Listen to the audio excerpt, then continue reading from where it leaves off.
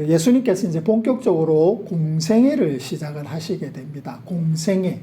그러니까 자기 삶이 아니고 온전히 타인을 위한 삶을 공생애라고 그러잖아요. 우리가 요즘 들어서 제일 많이 사람들에게 이렇게 알려지고 되풀이 되는 게 뭐냐면 내 인생. 그죠? 나는 귀해. 남보다 나부터 먼저 챙겨야지.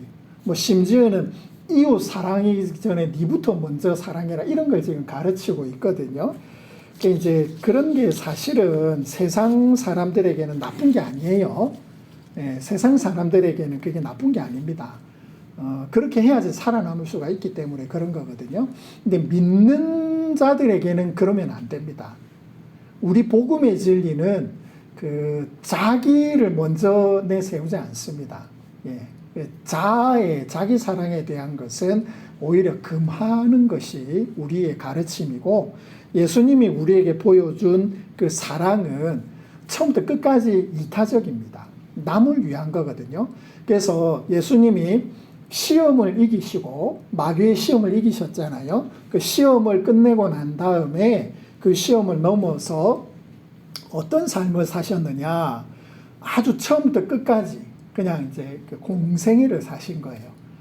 그 당시에 사람들을 위해서 사신 거예요.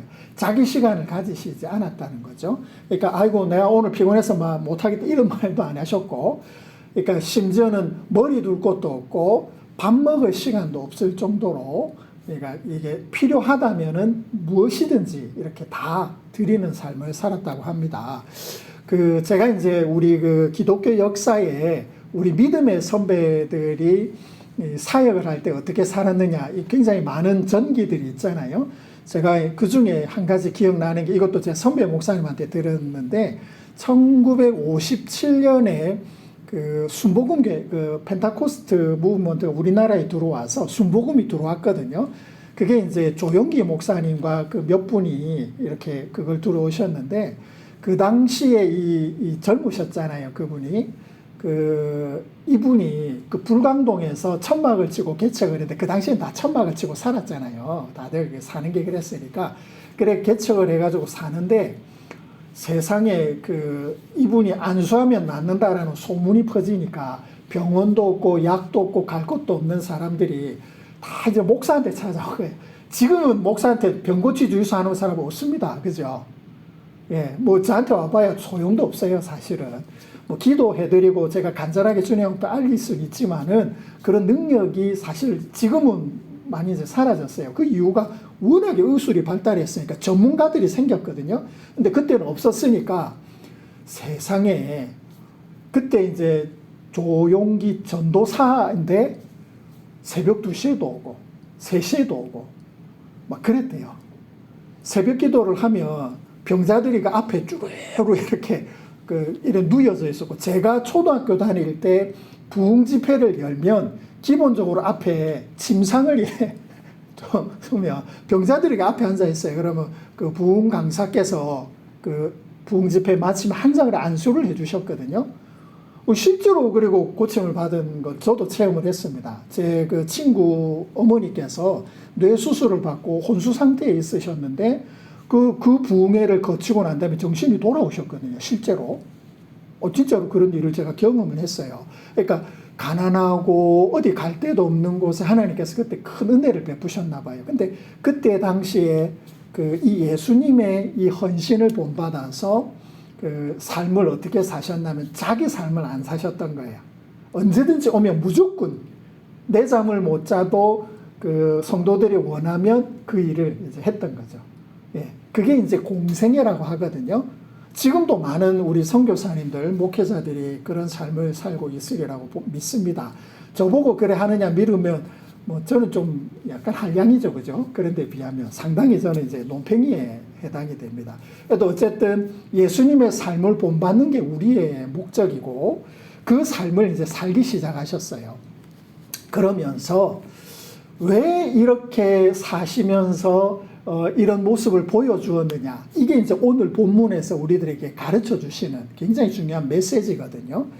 이 당시에 이 갈릴리에서 공생애를 시작하는데 이 갈릴리뿐만이 아니죠, 사실은. 이제 대표적으로 갈릴리라는 곳이라고 이렇게 택했는데, 이 갈릴리라는 곳을 통틀어서 한마디로 딱 요약을 할 수 있습니다.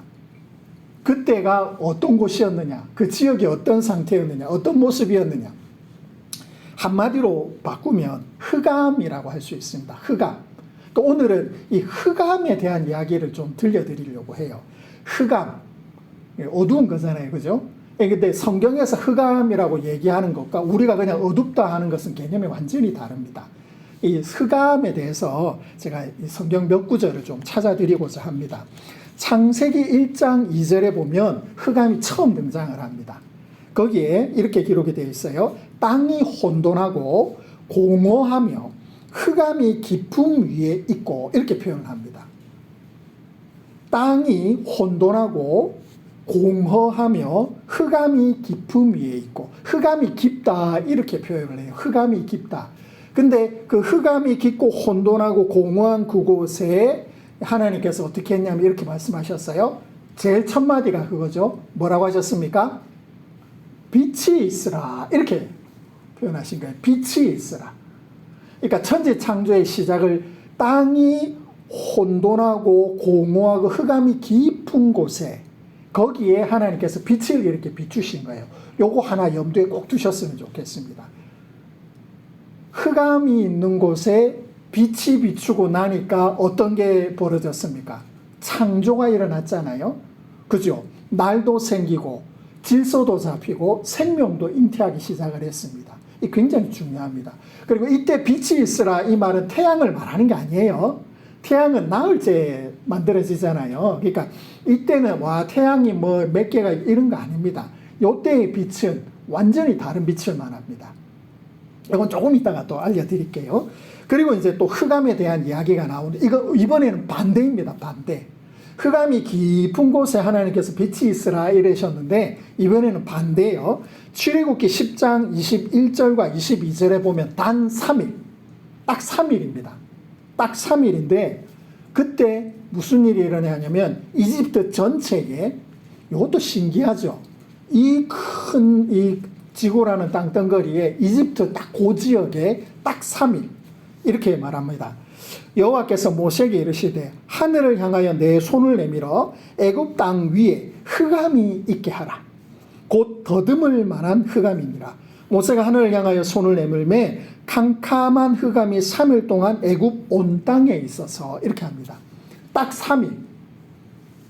자, 우리가 눈 이렇게 보지 않습니까? 그죠? 여러분, 이게 다 눈을 이렇게 한번 크게 한번 떠보십시오. 잘 보이시나요? 제 얼굴이 잘 보이시나요? 그죠? 보이니까 좋죠? 안심도 되지 않습니까? 근데 온 천하가 눈을 뜨나 감으나 똑같은 거예요.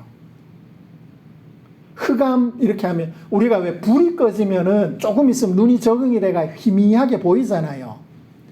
그리고 약간의 열기도 느껴지거든요. 다른 감각이 살아나는데, 이때의 흑암을 뭐라고 표현하셨냐면 더듬을 만한 흑암이다. 다른 말로 하면 한치 앞도 보이지 않았다는 말입니다. 바로 앞에 사람이 있는데 그 사람을 향해서 어떻게 해야 되냐면 이렇게 해야 되는 거예요. 이렇게. 여기에 컵이 있는데 이렇게 만져야 되는 거예요. 이게 이제 흑암이라는 것입니다. 단 3일. 이때는 어떻게 하셨습니까? 원래는 밝은 곳이었어요. 이집트, 굉장한 나라였잖아요. 이때 당시에 이집트는 세계 최강국이었습니다. 세계 최강, 나일의 은총, 대단하지 않습니까? 나일강은 역사적으로 마른 적이 단 한 번도 없답니다. 아니, 거짓말 아니고 진짜랍니다. 나일강은 마른 적이 없대요. 세계 모든 강들이 다 마르는 것을 겪어봤는데 나일강은 마른 적이 없대요. 심지어 한강도 마른 적이 있었거든요. 오염되고 더러워지고 있는데 나일강은 그런 적이 없답니다. 대단한 강이잖아요. 그런데 흑암이 내려와서 모든 빛이 사라져버린 것입니다. 사람들에게 남은 것은 무엇이겠습니까? 혼돈, 공허, 절망, 비명, 이런 게 가득한 거예요. 이게 9번째 재앙이었습니다. 뭐가 사라지니까? 빛이 사라지니까. 이게 중요합니다. 그 다음에 이제 뭐 실제적 역사적인 사건에서 찾았으니까 이번에 문학에서 좀 찾고자 합니다. 메소포타미아 지역의 동방에 가장 의롭고 지혜롭고 그 당시에 지도자이기도 하고 한 족속의 장이고 그 우리로 치면 현자죠. 현자였던 욥 굉장히 유명하지 않습니까? 그분이 시험을 당하고 난 다음에 시험을 당했어요. 그 시험 중에 질병도 들고 아내도 떠나고 자식들은 다 죽고 아무것도 남지 않고 온몸에 이제 그 진물이 나서 기아장으로 확 몸을 긁으면서 그때 마침 친구들이 와가지고 위로를 하니까 그 앞에서 신세한탄을 합니다. 어떤 신세한탄을 하냐면 이렇게 말합니다. 욥기 3장 4절에서 9절입니다. 그날이 깜깜하였더라면, 이거 뭐냐면 이때 깜깜하다는 말이 흑암이었더라면 이렇게 표현합니다. 그날이 깜깜하였더라면, 하나님이 위에서 돌아보듯이 않으셨더라면, 빛도 그날을 비추지 않았더라면, 어둠과 죽음의 그늘이 그날을 자기 것이라 주장하였더라면, 구름이 그 위에 덮였더라면, 흑암이 그날을 덮었더라면, 그 밤이 캄캄한 어둠에 잡혔더라면, 해의 날수와 달의 수에 들지 않았더라면, 그 밤에 자식을 베지 못하였더라면, 그 밤에 즐거운 소리가 나지 않았더라면, 나를 저주하는 자들 곧 리워야단을 격동시키기에 익숙한 자들이 그 밤을 저주하였더라면, 그 밤에 새벽 별들이 어두웠더라면, 그 밤이 광명을 비칠지 바랄지라도 얻지 못하여 동틈을 보지 못하였더라면 좋았을 것을, 이렇게 노래합니다. 자, 어둠과 그 경계, 그 다른 것을 굉장히 시적으로 표현하잖아요. 그 흑암을 뭐라고 표현하냐면 그 안에, 그 흑암 안에 무엇이 담겨 있냐면 첫째는 생명이 없어요. 그러니까 우리가 아이가 탄생해서 막 이렇게 아이가 울고 사람들이 기뻐하는 건 뭐라고 보냐면 빛이 있다는 말입니다. 빛이 있다는 거예요. 나라가 망할 때 어떤 일이 벌어지는지 아십니까? 한 나라가 이제 이게 끝마무리에 돼간다. 모든 그 역사가 그렇습니다. 끝마무리에 돼간다 하면 나타나는 현상이 뭐냐면 출산율이 감소하기 시작을 합니다. 아이가 안 태어나는 거예요. 거짓말이고 진짜입니다. 아이가 안 태어나면 다들 이렇게 표현하잖아요. 그 사회를 보고 망조가 들었다 이럽니다. 재난이 있고 가난하고 먹고 살기 힘들고 막 오염돼, 이건 아무것도 아니에요. 오히려 그럼 아이들이 더 많이 태어나잖아요. 그렇잖아요. 그런데 아이가 태어나지 않는다. 아무리 잘 살고 뭐 소득도 높고 삐까뻔쩍해도 거기에는 뭐가 있다? 생명이 없다는 거죠. 흑암이에요, 흑암. 그뿐만이 아닙니다. 그 속에 뭐가 있냐면은 어둠, 죽음의 그늘, 이런 것들이 가득한데 거기에 저주도 있고 즐거운 소리가 나지 않다는 말입니다. 즐거운 소리가 나지 않는다는 말은 신음이 가득하다는 거겠죠. 그리고 뭐가 있냐면 어둠의 생물인 리워야단을 격동하는 자들의 그 저주가 있답니다. 그러니까 다른 세력이 그 흑암 속에서 움직인다는 거예요. 이렇게 아주 잘 표현을 했죠. 흑암이라는 것. 흑암은 생각보다 무섭습니다. 그러니까 빛이 있는 것과 흑암, 이 말이 얼마나 차이가 큰지를 우리가 조금 알 수가 있죠. 전도서에도 이 지혜자가 이렇게 표현합니다. 아주 잘 설명을 했어요. 이분은 딱 두 구절에 이렇게 표현합니다. 일평생을 어두운 데서 먹으며, 이 어두운 데가 흑암을 말합니다. 흑암 속에서 먹고 많은 근심과 질병과 분노가 그에게 있느니라. 이거는 지금 상황을 말하는 거예요. 사람들이 살아가는데 내가 정말 해 아래 정말로 답답하고 내가 이해 못하는 걸 보았다. 이 해 아래 일어나는 일이에요. 해 아래. 지금 이 역사 속에 일어나는 일인 거예요. 뭘 봤냐면 사람이 일평생 흑암 속에 살아간다. 그 속에서 많은 근심과 질병과 분노가 가득하게 살아가더라. 이렇게 표현한 거예요. 그러고 난 다음에 18절에 요 사이에 뭐가 있냐면 그러나, 요 말이 있어요. 우리 성경에는 없는데, 그러나 사람이 요 다음에 중요합니다. 하나님께서 그에게 주신 바, 요게 등장하면 달라집니다. 흑암 속에서 사람이 근심과 질병과 분노 속에 있는데 하나님이 그에게 무언가를 던져주시는 거예요. 그러나 하나님이 그에게 무언가를 주시는 거예요. 그게 딱 내려와서 그 사람이 어떻게 사냐면 똑같은 평생인데, 보세요. 일평생인데 똑같은 평생인데 흑암 속에서 많은 근심과 질병과 분노 속에 살아가는 자들이 있는데, 반대로 그러나 하나님이 그에게 주셔서 그 일평생 이렇게 합니다. 먹고 해 아래서 하는 모든 수고 중에 낙을 보는 것이 선하고 아름다움을 내가 보았나니. 요때 차이 나는 게 뭡니까? 하나님이 뭐 했다? 그에게 주신 바. 요게 차이입니다. 그러니까 하나님이 무언가를 주시면, 그죠? 흑암 속에서도 사람이 어떻게 살아가냐면 똑같은 일평생을 사는데 먹고 마시고 해 아래서 무언가를 하는데 거기에 뭐가 있냐면 낙을 누린다, 이렇게 표현하는 거예요. 틀리죠, 그죠? 그 차이가 뭐냐면 흑암에 있느냐 아니면 하나님께서 그에게 무언가를 비추어 주시는 요 차이라는 말입니다. 자, 이제 요 성경을 다 찾아보니까 뭐 어떤 차이가 있습니까? 차이는 하나밖에 없어요. 흑암은 뭐냐면 한 가지입니다. 한 가지. 원래는 이런 흑암이에요. 그런데 거기에 하나님께서 빛이 있으라면 질서가 잡혀요. 창조가 일어납니다. 그런 곳에 하나님이 그 질서를 거두시면, 은혜를 거두시면 순식간에 은혜가 사라지면 흑암이 되는 거예요. 그죠? 그렇지 않습니까? 그러니까 뭐가 중요하냐면은, 아이고, 저 세상은 흑암이고 우리는 빛이 있고, 요런 구별을 하라는 말이 아닙니다. 나는 잘 살고 저기는 미개하고, 이건 흑암이 아닙니다. 완전히 오해를 하는 것입니다. 중요한 건 뭐냐면 빛이 있느냐 없느냐 하는 것입니다. 이게 중요한 거예요. 빛이 있느냐 없느냐. 빛이 없으면 빛이 없으면 그냥 흑암인 거예요. 그러니까 갈릴리라는 곳, 그 가버나움, 벳세다 이런 곳이 어떤 곳이냐면 나사렛을 포함해서 그 갈릴리, 그 게네사렛이라는 긴네릿이라고 하거든요. 그 호숫가에 그 큰 호수 그 주변 일대, 그 다음에 그 위에 시돈과 두로, 그 옆에 데가볼리, 그 밑에, 심지어는 그 밑에 나옵니다. 마지막 절에 보면, 우리가 읽었던 마지막 절에 보면 유대도 들어가요. 다 들어갑니다. 다 뭐냐면 흑암인 거예요. 흑암이 꽉 있는 거예요. 그러니까 그 속에서 사람들이 어떻게 살아가겠습니까? 흑암 속에서, 우리 흑암에 뭐가 있다 그랬습니까? 저주가 가득하죠. 어둠이 가득하죠. 사람들이 분노가 가득합니다. 질병이 가득해요. 근심이 가득합니다. 그 속에서 살아가는 방법 하나밖에 없어요. 마귀가 격동을 하잖아요.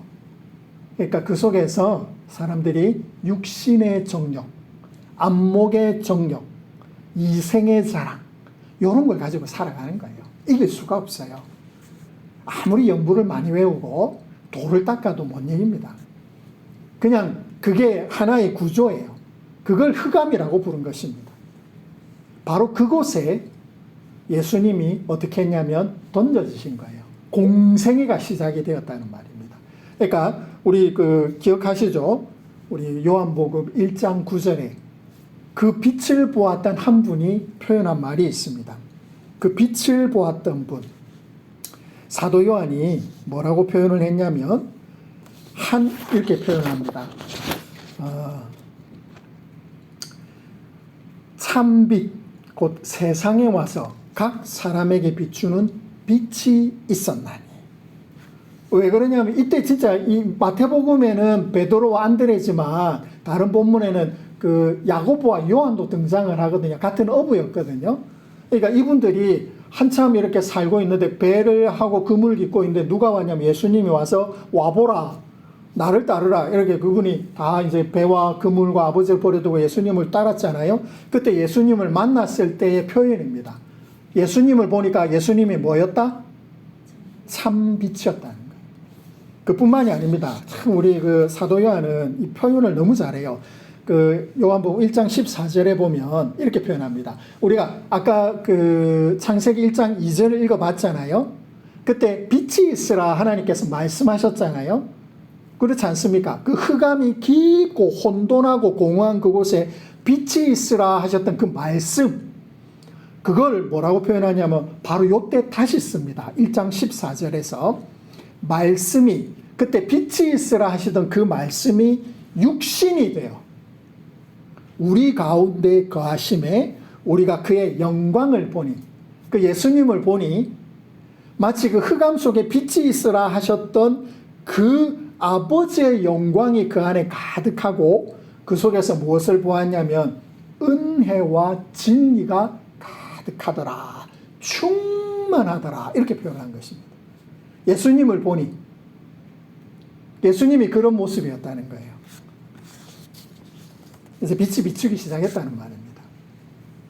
흑암 속에 뭐 경제 발전을 얼마나 이룩하고 뭐 사람들이 막 과학적으로 발달해서 살고 뭐 1인당 국민소득이 어떻게 되고 집도 좀 짓고, 여러분 거기 그래 봐야 흑암입니다.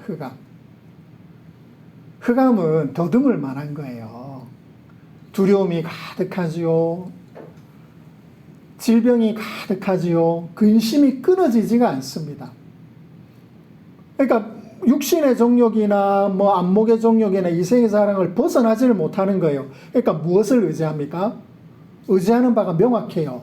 그 갈릴리 지역의 사람들이 그 흑암 속에서 어떻게 살았냐면 그들이 의지했던 것이 무엇이냐면 첫째는 그물이었습니다. 왜요? 그물이 있어야 고기를 잡잖아요. 그렇지 않습니까?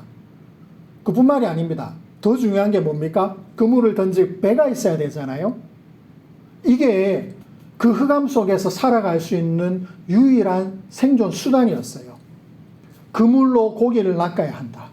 배가 있어야 된다. 조금 더 좋은 배, 모터 달린 배, 큰 배, 많이 잡아 그물을 올릴 수 있는 배, 여러 명이 타는 배, 생산성이 더 높은 배, 이런 걸 추구하지 않았겠습니까? 실제로 갈릴리 지역에서 살았던 어부들이 부자였대요. 베드로와 야고보, 요한, 뭐 안드레 같은 분을 우리 옛날 우리 믿음의 선배들이 무식한 어부 이렇게 했는데 그거는 그 문화에서 한 말이고요. 실제로 이분들은 무식하지 않았습니다. 어부들은 헬라어 교사를 들였고 그 안에 상당한 땅도 소유하고 있었고 심지어는 그 고기가 2마리의 어린 양 새끼 1마리를 살 수 있을 정도로 비쌌대요. 그 베드로 고기랑 큰 고기 있잖아요. 그러니까 이분들이 그렇게 모자란 분들도 아니었대요. 상당히 그 중산층인 거죠. 왜냐하면 배와 그물을 가지고 있었거든요. 그보다 더 중요한 게 뭐였습니까? 아버지. 제가 뭐라고 했습니까? 성경에 아버지이라면 혈육의 아버지 아닙니다. 그들의 근원을 말합니다. 아버지. 나의 근원이 되는 내 아버지. 내게 먹을 것을 주고 뿌리가 되는 내 아버지. 나에게 담겨지는 은혜. 나에게 담겨지는 힘. 그게 아버지예요. 이분들에게 아버지가 무엇을 만들어줍니까? 숟가락을 만들어주잖아요. 그죠? 숟가락. 요새 많은 거 하지 않습니까? 흙으로 만든 숟가락, 금으로 만든 숟가락, 다이아몬드 숟가락 입에 물고 태어났다. 이거 아버지가 좋다는 말이지 않습니까? 그죠? 맞지 않습니까? 요즘에 하는 말이잖아요. 왜 그러냐? 흑암에서 그렇게 통해요. 흑암에서 살아가는 그 모습은 그물, 배, 아버지가 중요합니다. 그래야 육신의 정욕도 채우고 안목의 정욕도 채우고 이생의 사랑도 좀 누릴 수가 있거든요. 그런데 흑암이에요. 그래봐야 여전히 혼돈이고 공허해요. 근심과 걱정이 많아요. 참빛이 아닌 거죠. 그랬더니 이제 참빛이신 예수님이 그들에게 딱 나타나셔서 공생애가 시작이 되니 그 빛을 본 사람들이 어떻게 했습니까? 뭐 중요한 스토리는 여기에 나오지 않아요. 뭐 조금 있다가 아마 나오지 않겠나 싶은데, 왜냐하면 마태복음이니까 이런 거 기록을 할 게 분명하거든요. 그런데 어쨌든 요 단락에서는 현상을 가르쳐 주는 거예요. 그 속에서 예수님을 만난 사람들이 뭘 했냐면 아주 단호하게 이렇게 합니다. 그물을 버려두고 누구를 따르니라?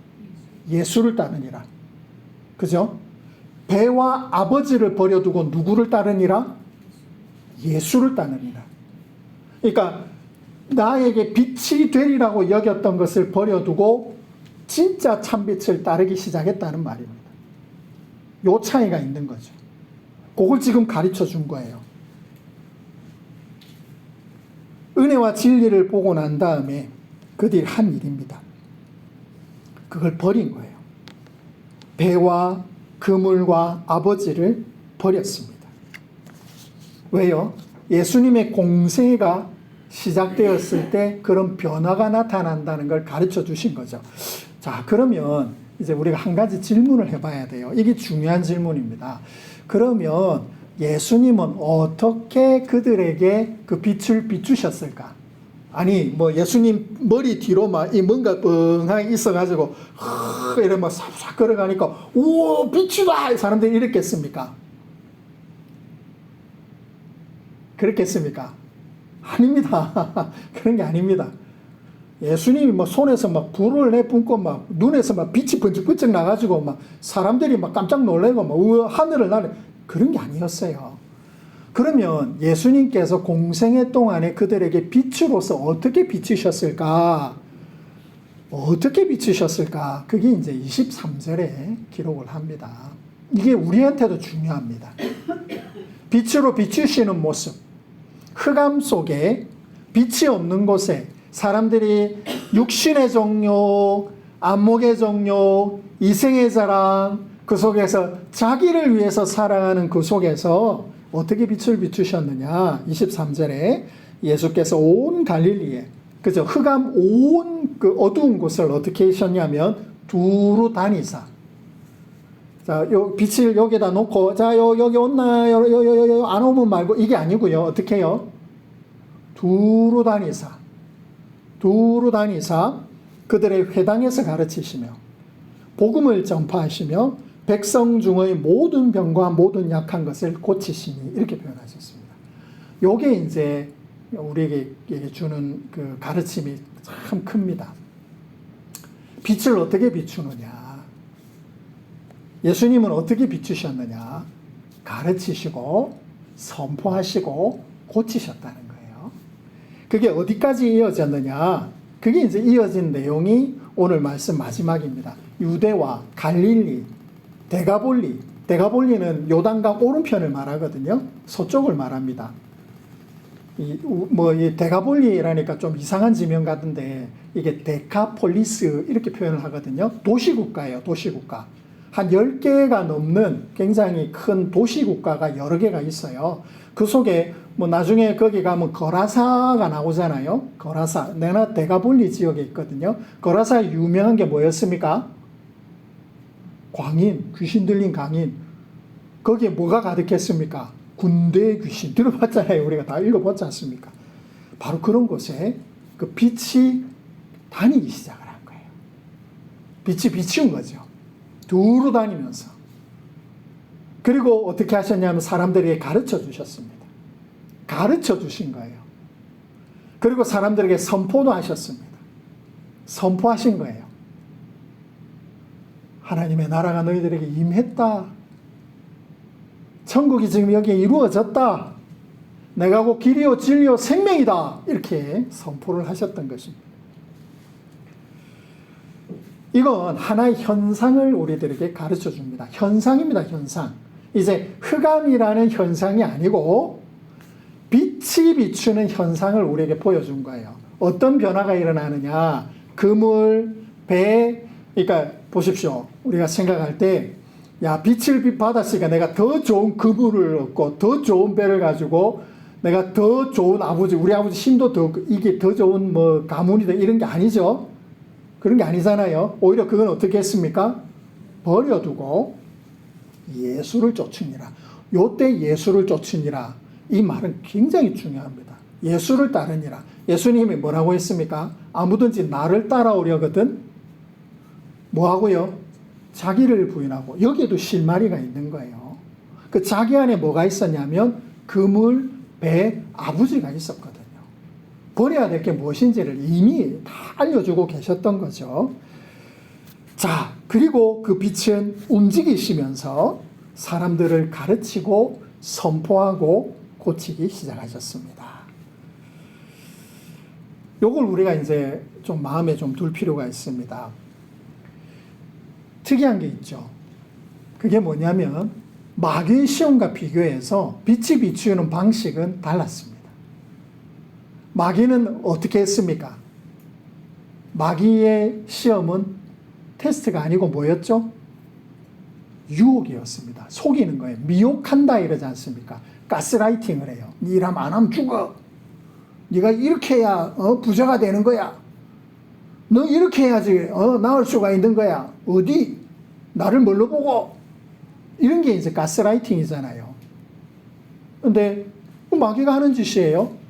근데 예수님은 그렇게 하셨습니까? 지금 요 장면에서 그런 게 안 나오죠. 그죠? 예수님은 가르치시되 강제하지 않으십니다. 통제하지도 않으시고 속이지도 않습니다. 그러니까 요한이 보기에 예수님이 하시는 걸 보니까 뭐가 가득하냐면 은혜와 진리가 가득하더라. 이런 거예요. 자기를 극도로 희생하시는데 사람들을 속이지도 않고 사람들에게 무언가를 강요하지도 않으시고 그 진리만을 그렇게 계속해서 보여주신 거예요. 그러니까 은혜와 진리가 가득하더라. 너무 신실한데 거기에 사랑도 가득했다는 말입니다. 대신에 한 가지는 하십니다. 자, 무엇을 하실까요? 마귀의 시험은 이제 우리하고는 관계가 없죠. 이제 내가 예수님을 따른다 이러면은 예수님께서 우리에게 무엇을 보실까요? 요게 이제 아버지의 테스트가 되는 것입니다. 하나님의 테스트가 되는 것이죠. 이건 확인입니다. 확인. 아브라함에게 그 생명을 걸고 이삭을 걸고 네가 나를 사랑하는지 안 사랑하는지 보겠다 하신 것처럼 이스라엘 백성들에게 너희들이 내 말을 지키고 내 도를 행하고 나를 사랑하는지 안 사랑하는지 보겠다 하신 것처럼 똑같이 예수님은 어떻게 하시냐면 제대로 예수를 믿는지 안 믿는지를 뭐 하냐면 테스트를 하십니다. 다른 말로 확인을 하신다는 거예요. 이게 이제 우리에게 남겨진 것입니다. 그 확인을 우리가 늘 좀 받아가면서 그 확인을 자기에게도 행하고 우리의 믿음을 늘 이렇게 체크해 가면서 어떻게 살아가야 되느냐. 예수님께서 이렇게 움직이시는 그 복음의 움직임처럼 예수님의 그 가르치심을 본받고 예수님의 선포하심을 본받고 또 예수님의 고치심을 본받아서 우리가 그 빛으로 행하는 것, 그 빛처럼 함께 움직이는 것, 이게 이제 우리들이 해나가야 될 그런 삶의 표준이 아닐까라고 권고드리고 싶습니다. 요건 빛으로 사는 사람들에게 가르쳐 주시는 굉장히 간략하지만 명확한 표준이고 정확하게 구별될 수 있는 현상입니다. 아무쪼록 이 빛의 자리에 들어와서 여기에서 예수님을 따라 살아가시면서 하나님께서 주시는 이 확인, 그 테스트를 잘 치러 가시기를 주님의 이름으로 축원을 드립니다.